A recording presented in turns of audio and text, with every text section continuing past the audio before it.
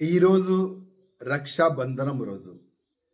ఈరోజు అక్క చెల్లెలు చాలా ప్రేమతోని మన చిన్న తమ్ముడికి కానీ పెద్ద అన్నకి కానీ చేతికి రాఖీ కట్టి ఒక హామీ తీసుకుంటుంది, ఒక ఆశీర్వాదం తీసుకుంటుంది. ఆ ఆశీర్వాదం ఏ రూపంలో ఉంటుందంటే, అన్న నేను మీ చేతికి రాఖీ కడుతున్నాము, మీరు మాకు రక్షించాలే, మాకు కాపాడాలే అని ఒక మాట అన్నతోని అక్క చెల్లెలు తీసుకుంటారు. ఆ అన్న కానీ ఆ తమ్ముడు కానీ చెల్లెలకి కాపాడతా అని మాట కూడా ఇస్తారు, కాళ్ళు కూడా మొక్కుకుంటారు. కానీ మా అక్క చెల్లెలతోని కూడా ఇవాళ రాజాసింగ్ ఒక అన్నగా ఒక తమ్ముడుగా ఒక మాట తీసుకోవాలనుకుంటున్నాను. మీరు ఒక మాట ఇవ్వాలి నాకు.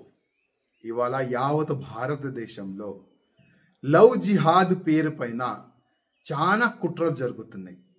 ప్రత్యేకంగా మన హిందూ అమ్మాయిలకి టార్గెట్ చేసి ఈ లవ్ జిహాద్ యోలు కన్వర్ట్ చేస్తున్నారు. చాలా అంటే చాలా ఘోరంగా మన హిందూ అమ్మాయిలకి చంపుతున్నారు. మొత్తం ముక్కలు ముక్కలు చేసి ఫ్రిడ్జ్లో ప్యాక్ చేస్తున్నారు. ఇవాళ యావత్ భారతదేశంలో ఇదే ఒక వాతావరణం క్రియేట్ అయింది. ఇవాళ అక్క చెల్లెలతోని నేను దండం పెట్టి ఒక రిక్వెస్ట్ చేస్తున్నాను. మీరు హిందూగా పుట్టినారు, హిందూగానే మేము మరిస్తాము, హిందూగానే మేము సస్తాం. ఆ మాట ప్రతి ఒక్క అన్న తమ్ముళ్ళకి మీరు ఇవ్వాలని నేను రాజాసింగ్ మా అక్క చెల్లెలకి కోరుతున్నాను.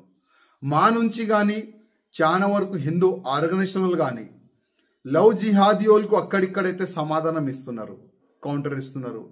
లవ్ జిహాద్ పేరు పైన ఏదైనా హిందూ అమ్మాయిలు టార్గెట్ అయితే కూడా అక్కడ పోయి హిందూ అమ్మాయిలకి కాపాడే అట్లాంటి ప్రయత్నం కూడా చేస్తున్నారు.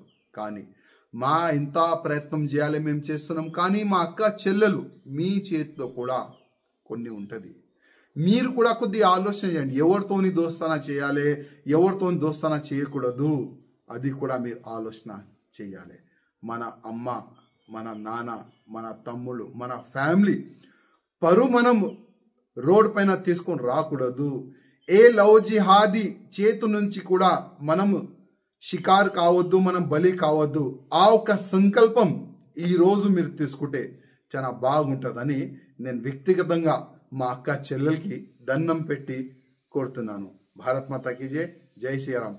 మళ్ళొక్కసారి రక్షాబంధనం అందరికీ శుభాకాంక్షలు.